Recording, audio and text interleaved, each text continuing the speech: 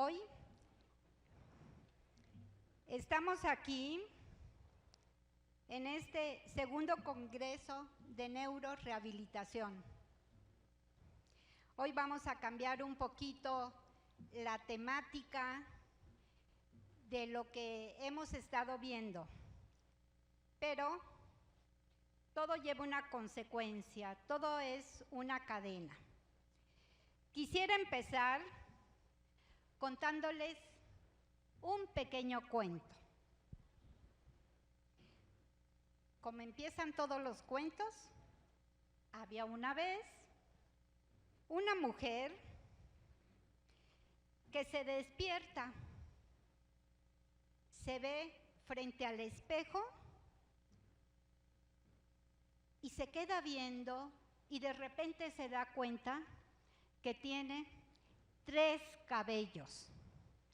Se queda mirando y en su cara se ve reflejado una sonrisa y dice: hoy me peinaré con una trenza. Y así, en ese día, con una actitud positiva, se va a hacer todas las actividades de ese día. Pasa y al siguiente día se vuelve a despertar y se ve frente al espejo y de repente se queda mirando y se ve solo 2 cabellos. Y vuelve a aparecer una sonrisa en su cara. Y se dice: hoy me peinaré de raya en medio. Y sale con una actitud positiva a hacer igualmente todas sus actividades de ese día. Pasa y al tercer día vuelve a verse frente al espejo y de repente se ve un solo cabello. Se queda mirando y otra vez vuelve a aparecer esa sonrisa en su cara y se dice: hoy me voy a peinar con una cola de caballo. Y sale con una actitud positiva a hacer sus actividades de la vida, no importándoles lo que la gente dice, cómo se le quedan viendo. Ella sigue con su actitud positiva y hace esas actividades correspondientes a ese día.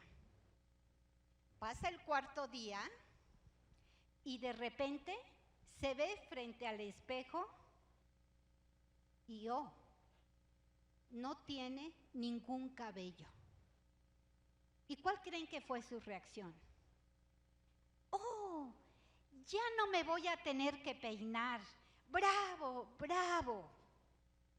A eso, estimado público, se le llama resiliencia.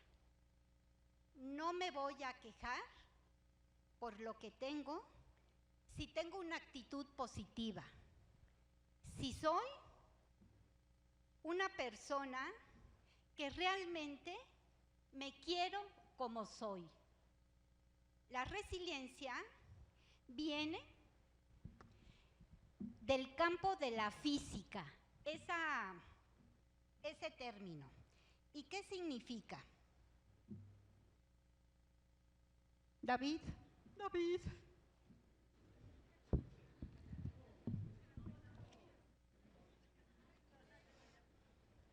Bueno, esa es resiliencia.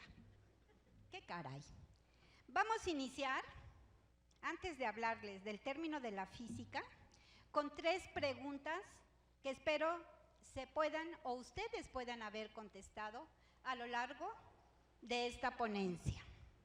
La primera es: ¿en dónde reside el poder de la resiliencia en la neurorehabilitación?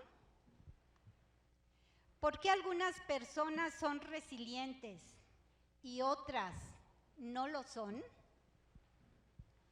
¿Cuáles son los factores que pueden incidir para el desarrollo de esta capacidad. Sí, la resiliencia es una capacidad, es una habilidad. Este término proviene del campo de la física. Hace referencia a la cualidad de algunos materiales para resistir la presión y doblarse con flexibilidad para volver a su forma original. La palabra resiliente viene del latín resilio, que para Maki nos dice que es saltar hacia arriba o bien saltar hacia adelante. Para Seculin nos dice que es esconderse o bien alejarse. Entonces, debemos pensar que la resiliencia es resistencia al sufrimiento, no importa qué tipo de sufrimiento. Por una parte resisto, pero al mismo tiempo reparo. Eso es el punto fundamental de la resiliencia. Caigo y me levanto.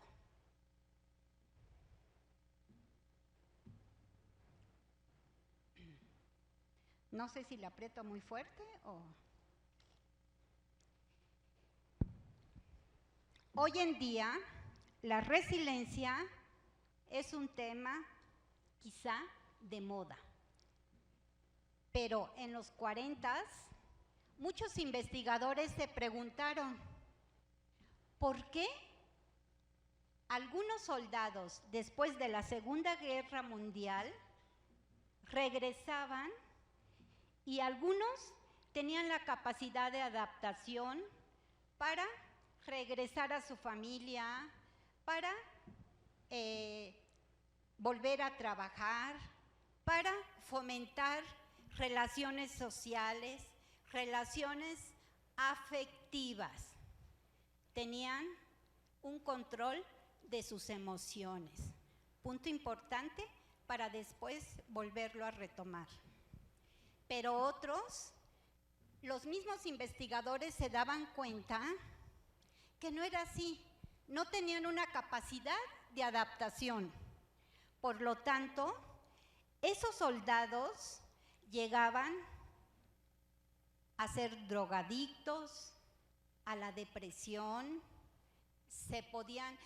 muchos de ellos se suicidaban, otros se convertían en mercenarios y muchas veces llegaban a la depresión y esa depresión los llevaba al suicidio.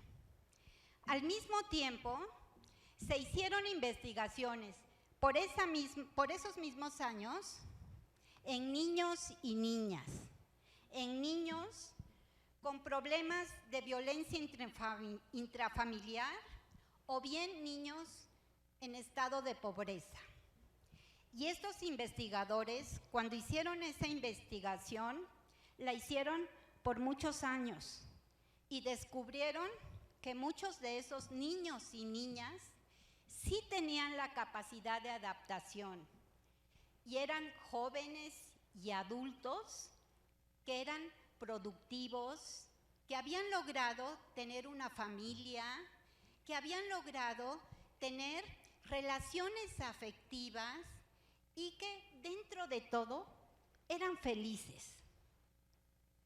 Pero también había niños que no tuvieron esa capacidad de adaptación y a lo largo de su vida se convirtieron también en drogadictos, se convirtieron en jóvenes o en adultos que no sentían felices consigo mismos. Cayeron en depresión y cayeron en el suicidio. Entonces, tenemos que ver qué pasa en esas personas. ¿Por qué algunos tienen la capacidad de ser resilientes y por qué otros no. Tenemos que ver que la resiliencia tienen dos factores fundamentales: los factores externos y los factores internos. Estos factores convergen para que una persona pueda ser resiliente y otros no puedan ser. Cuando hablamos de factores externos, hablamos de historia de vida, de relaciones afectivas, relaciones sociales, sentido de vida. Y cuando hablamos de factores internos, hablamos de las emociones, principalmente de las emociones.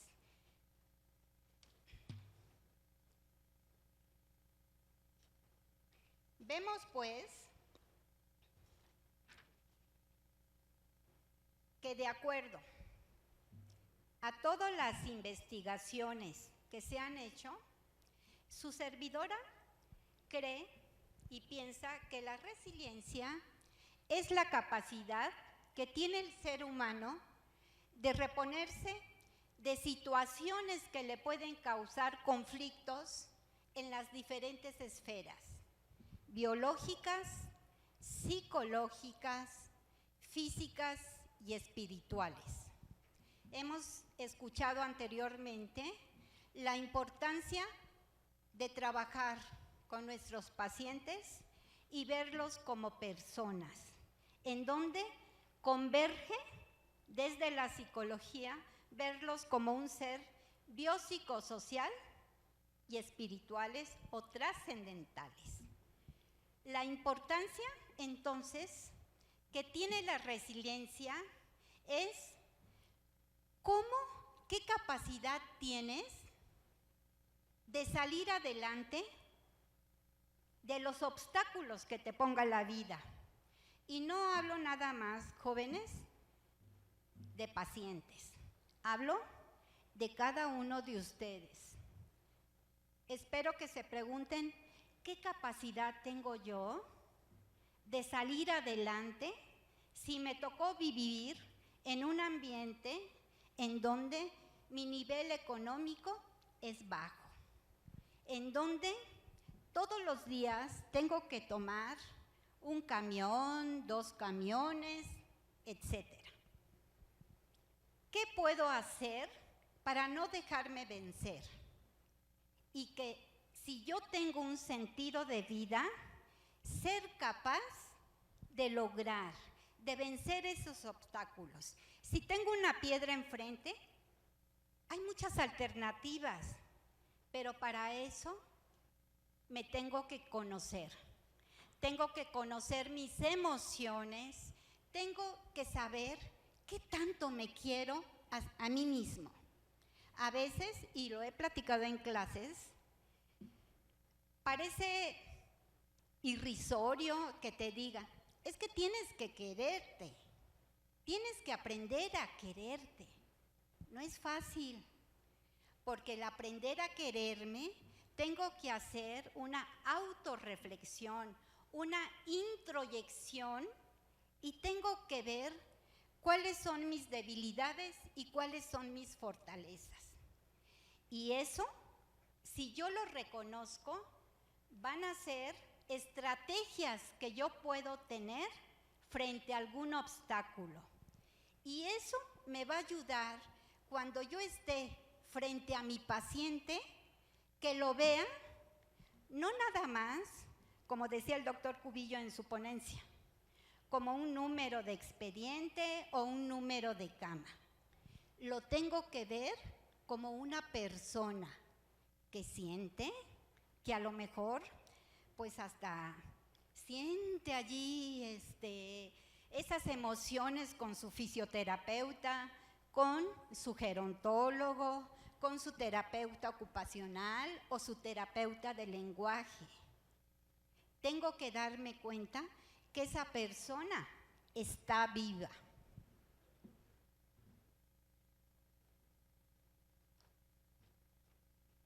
Vamos a ver diferentes autores que han estudiado el fenómeno de la resiliencia. Vamos a empezar por Boris Cyrulnik. Este es uno de los investigadores que más ha trabajado sobre la resiliencia. En sus estudios se basó en la teoría del apego en edades tempranas de John Bowlby, en donde a la conclusión que llega es que las relaciones afectivas en la niñez te dan esa pauta para desarrollar tus emociones de manera positiva. Y eso te da la fuerza para ser una persona resiliente, que no te caes a la primera, te levantas, no te quedas ahí y no te conviertes en víctima. Así también tenemos otros autores. Está bien, Cristian. Osborne nos dice que la resiliencia es la conjunción entre factores ambientales y el temperamento. La doctora Santos nos dice que es saber afrontar la adversidad de forma constructiva, saber adaptarse con flexibilidad y salir fortalecido del suceso traumático. John Bowlby nos dice que es la capacidad de los seres humanos para superar periodos de dolor emocional en situaciones adversas, saliendo fortalecido de ellos. ¿Esto qué significa? Que si yo me conozco, que si yo sé con qué herramientas cuento, voy a ser una persona positiva, como el cuento. Si tengo 3 cabellos, ¿y cuál es el problema? Tengo muchas maneras de peinarme. La actitud positiva es lo que te va a hacer una persona resiliente. Tenemos muchos ejemplos de vida. Ustedes en su día a día, si hacen memoria, pueden acordarse de aquel vecino que muchas veces vemos que su vida es un sufrimiento, pero ese vecino siempre está con una sonrisa, siempre saluda a todos, se lleva con todos, y a veces no comprendemos y decimos, híjole, pero si le va tan mal, no entiendo por qué está tan feliz. Resiliencia. Aquí nos tenemos que acordar. Tenemos ejemplos de deportistas, ejemplos de científicos, ejemplos de personas que en la vida cotidiana tuvieron algún accidente y salieron avante. Tenemos, algunos de ustedes han de acordarse o pueden entrar a internet y ver personas resilientes y nos van a salir X número de personas resilientes. La mexicana Adriana García, de Guadalajara, que nació sin brazos, pero ella se dedica a dar conferencias de motivación y sus pies también son sus manos. Este es un ejemplo de resiliencia. Otro ejemplo de resiliencia tenemos a nuestro, bueno, para mí es alguien en quien yo forma parte de mi historia de vida, es Viktor Frankl. Viktor Frankl fue un médico, psicólogo, que estuvo en los campos de concentración. Cuando sale, logra salir, no tiene familias, no tiene nada. ¿Y qué es lo que hace? ¿Alguien conoce, ha oído de Viktor Frankl? Levanten la mano, por favor. ¿Sí? La logoterapia, el sentido de vida. Él nos dice que nosotros tenemos dos pensamientos. Tenemos el pensamiento que si no lo expresamos, no lo decimos y no tenemos la capacidad de salir, se queda reprimido y no hacemos nada. Pero hay otro pensamiento, el pensamiento positivo, que es lo que yo piense, y si le pongo todas las ganas, hago todo lo posible por salir, voy a lograr muchas cosas. Entonces, nada de que, no, es que no puedo, no, es que me dijeron que estoy gorda, que estoy alta, que estoy flaca. Si tú te crees lo que dicen los demás, te vas a convertir en una persona no resiliente y vas a ser una persona frustrada. Vas a ser una persona resentida con la vida. Y aunque estudies fisioterapia, terapia ocupacional, terapia de lenguaje, gerontología, ¿cómo vas a poder trabajar con el otro? Si tú no has resuelto tu situación, tus emociones, no vas a poder ayudar. No vas a poder ayudar a esa persona que realmente está esperando una escucha, una motivación. Entonces, es momento de reflexionar y decir, ¿qué estoy haciendo con mi vida? ¿Por qué me quejo tanto? La vida no es para quejarse. La vida te da cosas hermosas, con sus altas y bajas, pero puedes salir adelante, eso sí, si tú quieres. No hay más.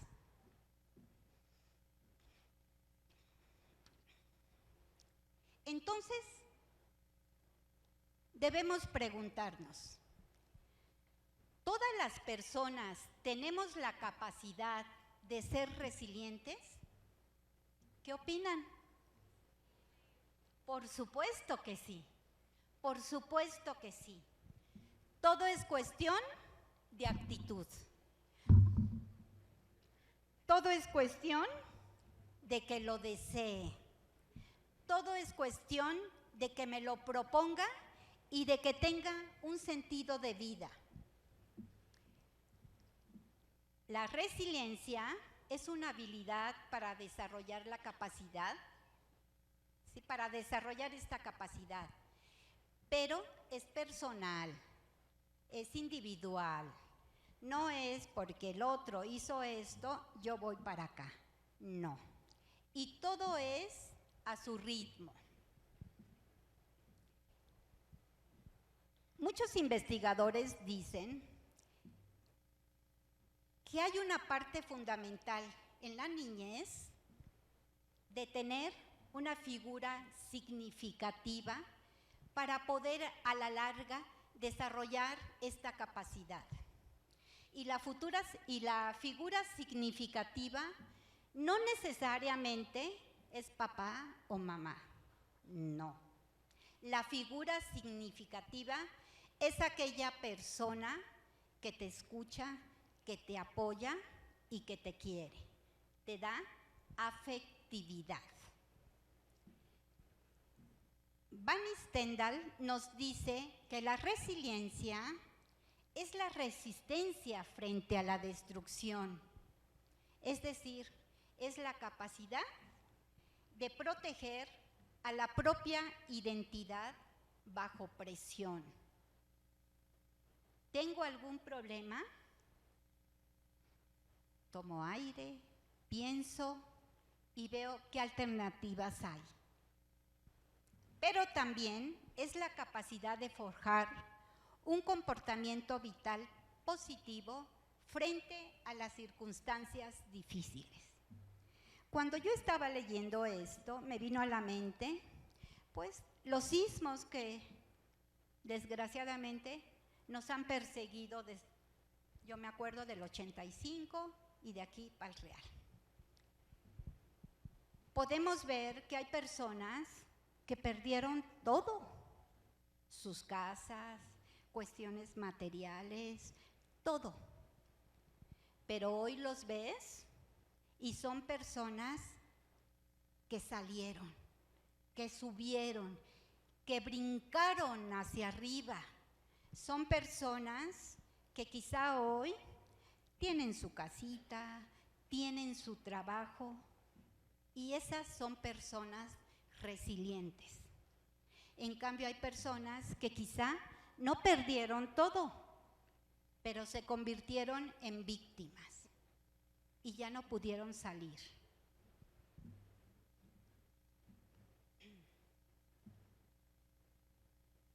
Ay, David, es que creo que la... Ok, entonces, vamos a ver que desde la neurociencia se dice que las personas resilientes tienen más equilibrio emocional frente a situaciones de estrés. Hoy en día, la neurociencia está dando muchas respuestas a problemas psicológicos. Muchas veces las enfermedades, un gran porcentaje, son enfermedades psicosomáticas, que si no trabajamos en sus emociones, las enfermedades generan más enfermedad y pueden tardar mucho más tiempo en curarse, y a veces no se logra.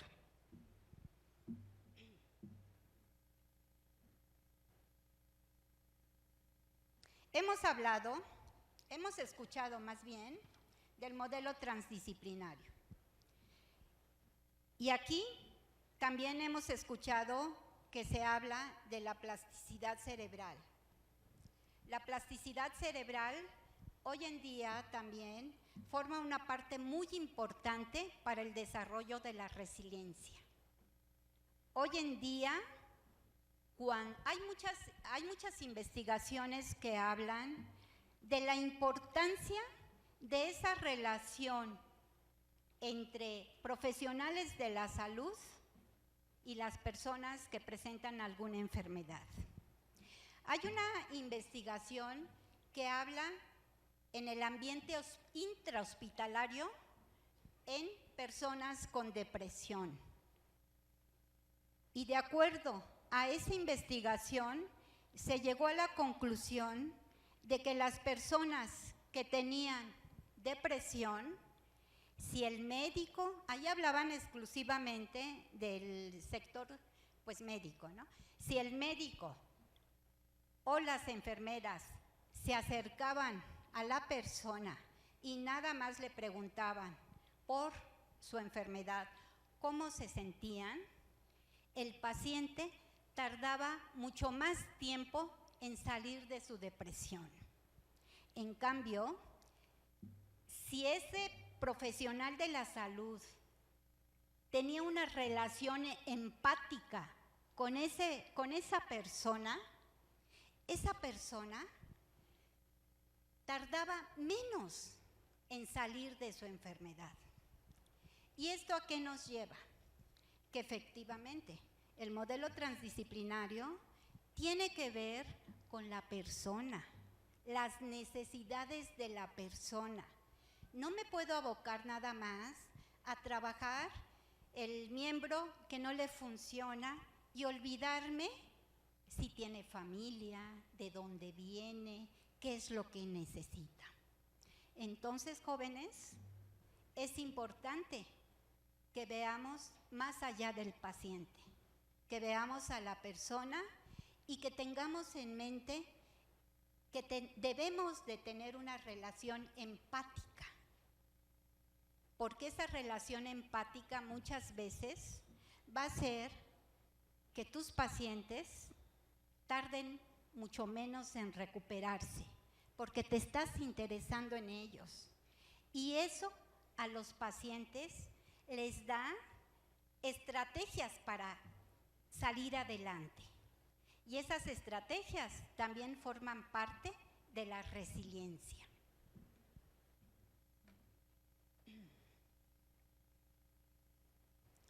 Vamos a ver, pues, en un estudio realizado por Dennis Charney de la Universidad de Medicina de Icahn, Monte Sinaí, y Steven Southwick de la Universidad de Medicina de Yale, sobre el origen neurológico de la resiliencia, se preguntan: ¿de qué manera funciona el cerebro de las personas resilientes y las no resilientes? Efectivamente, descubrieron que hay personas que se adaptan mejor a situaciones de estrés que otras. Y entonces dije, ¿cómo funciona esto? ¿Por qué sí resilientes y por qué no resilientes? Cuando hay una amenaza de estrés, nuestro cerebro produce o libera los neurotransmisores de adrenalina, noradrenalina y cortisol, entre otros. Cuando en esas personas resilientes, al desaparecer la amenaza que me está causando ese conflicto, se inhibe la producción de estos neurotransmisores y entonces la persona tiene la capacidad de controlar sus emociones. Es decir, se me presenta un evento traumático de estrés.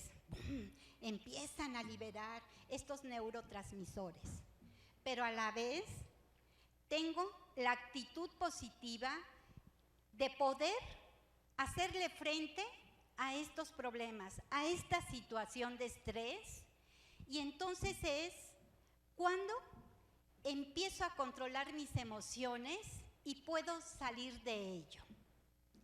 En cambio, en la persona no resiliente, ¿sí?, la amenaza no desaparece porque psicológicamente estoy afectada, mis emociones son un caos y no sé cómo salir de ello.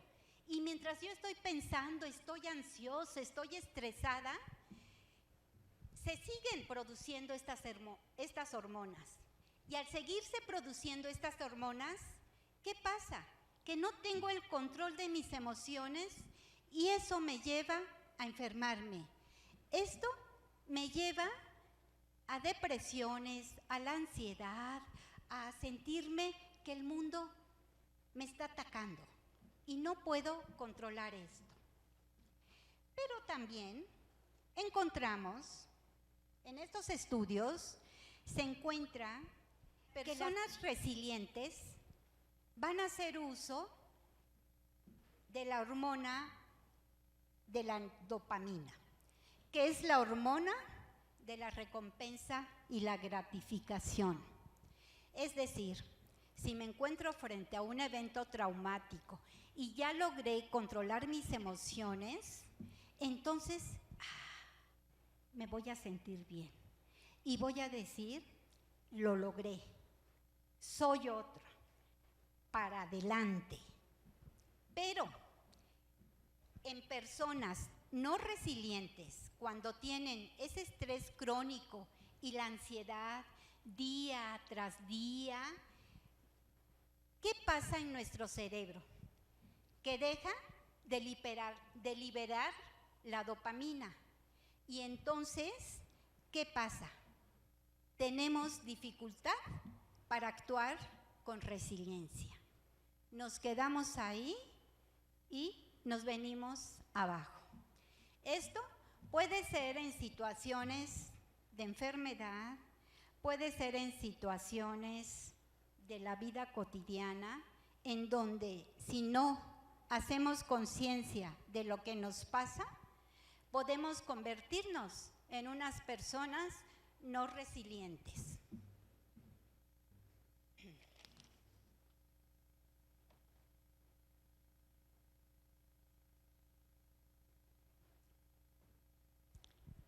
Hay un artículo también que habla del efecto terapéutico del efecto positivo.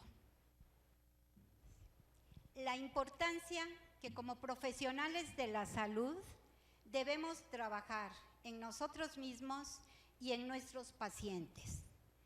Por lo tanto, se dice que las experiencias emocionales positivas te llevan a desarrollar efectos positivos.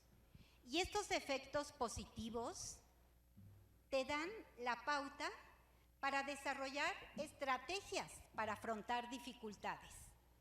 Y se llega a la conclusión, de acuerdo a los estudios de Salovey, Rodman y Detweller y Stewart, que a mayor resiliencia, mayor satisfacción con la vida.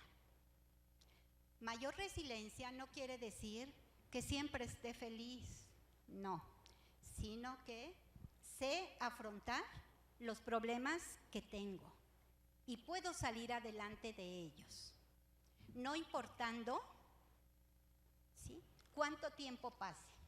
Bueno, no toda la vida, ¿verdad? La doctora Magdalena Gómez Díaz, en un estudio que hizo sobre inteligencia emocional, resiliencia y autoestima, hizo ese estudio en personas con discapacidad y personas sin discapacidad. Y en lo que se refiere a la resiliencia, nos dice que las personas con discapacidad encontraron, por su situación de cómo estaban viviendo, encontraron estrategias que le permitieron tener recursos psicológicos para aceptarse como son y darle un sentido a la vida. Y esto aumentó su resiliencia. En cambio, personas sin discapacidad, los niveles de resiliencia que encontraron muy bajos. ¿Por qué? Porque generalmente cuando estamos en nuestra área de confort, que no damos un paso más porque no sabemos qué va a pasar y mejor nos quedamos aquí, vivimos en un mundo mágico. No nos pasa nada, todo bien, no puedo hacer más cosas.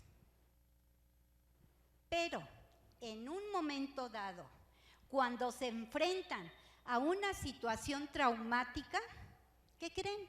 No saben qué hacer.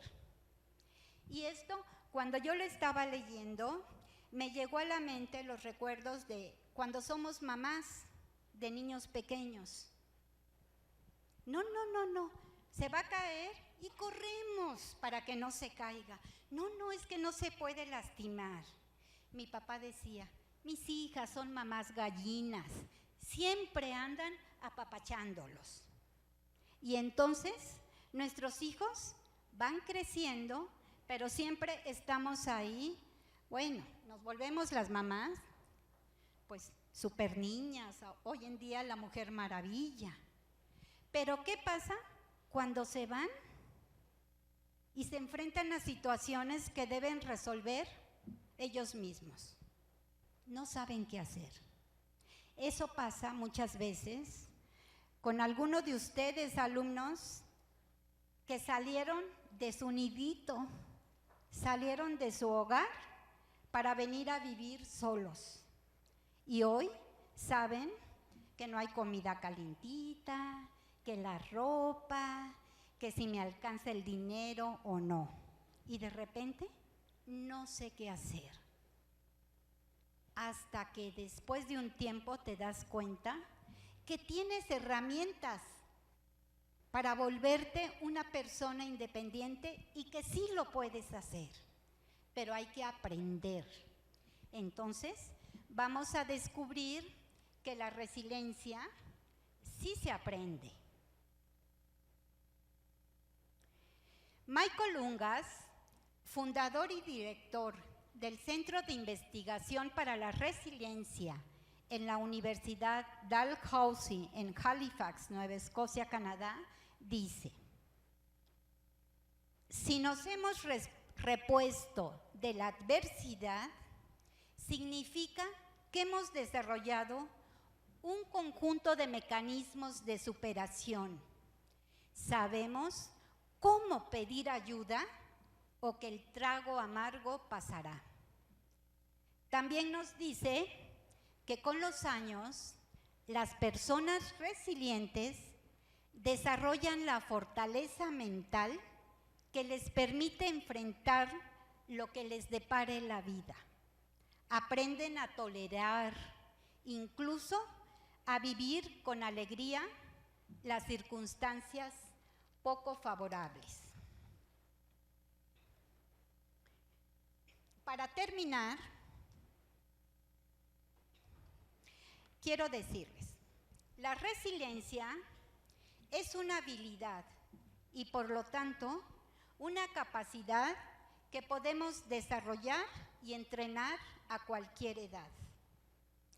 Martin Seligman, el padre de la psicología positiva, tiene tanta fe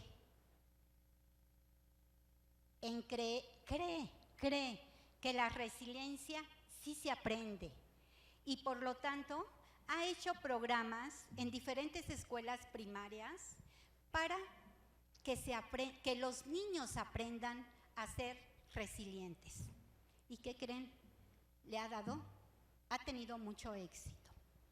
En este mundo tan violento que a veces no tenemos un sentido de vida, si no tenemos esa resiliencia, nos vamos a ir por los caminos feos, por esos caminos que a lo mejor lo que yo quiero hacer, no lo puedo hacer. Por eso es importante que también en las universidades, en las escuelas, a cualquier nivel, se lleve a cabo este tema, se conozca este tema de resiliencia. ¿Qué tanto me conozco?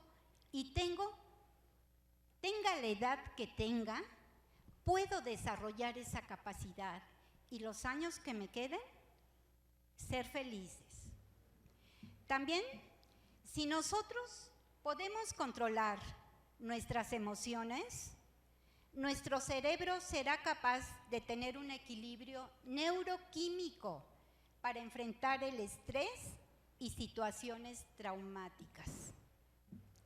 Hoy yo les digo, es importante no nada más en las universidades tener asignaturas académicas. Aunque lo duden, el arte, chicos, el arte los vuelve más sensibles. El arte les da esas herramientas para descubrirse a sí mismos y poder trabajar con sus pacientes. Tómenlo en serio. Me tengo que conocer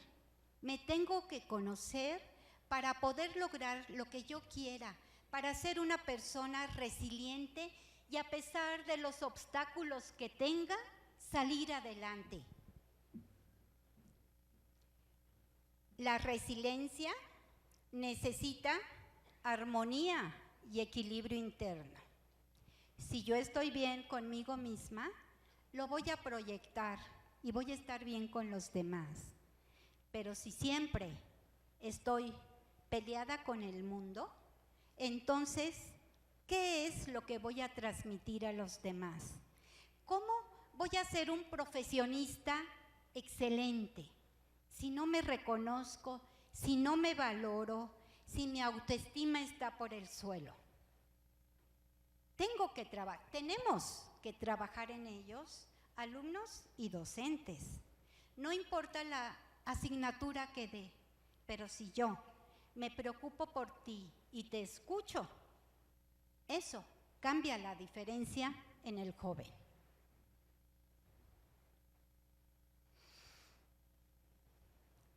Para poder ser una persona resiliente, necesito ubicarme en el aquí y en el ahora. No puedo vivir del pasado. El pasado está, efectivamente, forma parte de mi historia de vida, forma parte de lo que soy, pero tengo que vivir con el pasado. Recuerden, también lo menciono mucho en clases, que esa proposición cambia la diferencia. No puedo vivir de mi pasado porque me convierto en víctima. No, es que yo soy así porque en mi casa nunca me dieron besitos y soy… ¿Sí? No, es que yo soy enojona porque en mi casa siempre viví enojona o soy grosera. No, no, no, no. ¿Lo hiciste consciente? Cambia. Efectivamente, forma parte de ti, pero vive con el pasado. Tampoco tenemos que dejarlo de un lado porque el pasado forma parte de quién soy. ¿De acuerdo?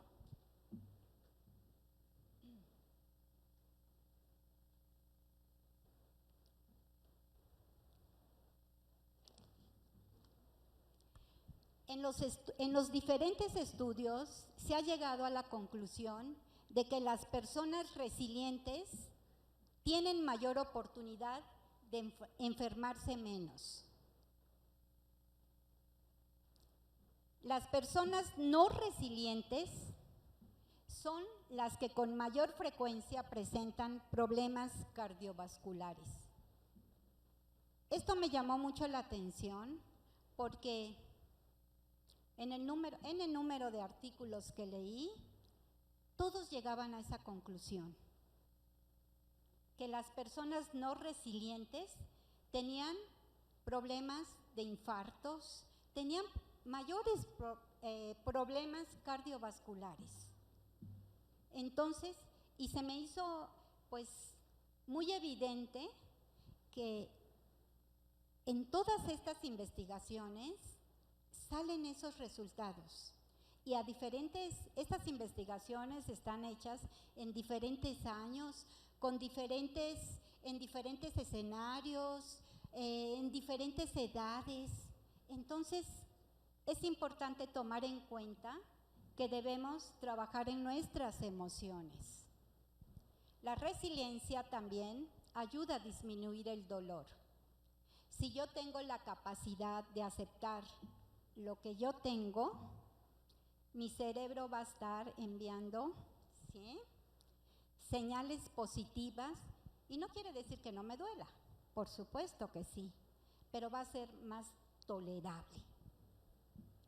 Acelera la convalecencia y reduce el riesgo de padecer un infarto o depresión. Gracias.